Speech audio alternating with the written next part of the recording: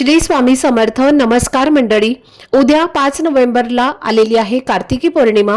तर हा दिवस खूपच शुभ आणि पवित्र मानला जातो. या दिवशी देव दीपावली साजरी केली जाते आणि या दिवसाला त्रिपुरारी पौर्णिमा असंही म्हटलं जातं.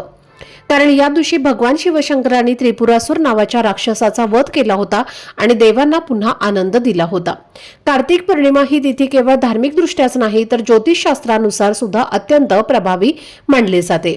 या दिवशी केलेले उपाय कधीही वाया जात नाही आणि म्हणूनच उद्या सकाळी तुम्हाला एक विशेष दिवा लावायचा आहे.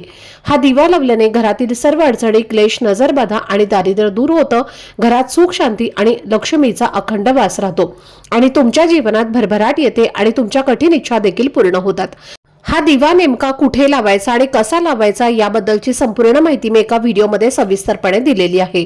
तो व्हिडिओ पाहण्यासाठी या व्हिडिओच्या खाली जो छोटासा त्रिकोण दिसत आहे त्यावरती क्लिक करा, म्हणजे संपूर्ण माहिती तुमच्यापर्यंत पोहोचेल. धन्यवाद. श्री स्वामी समर्थ.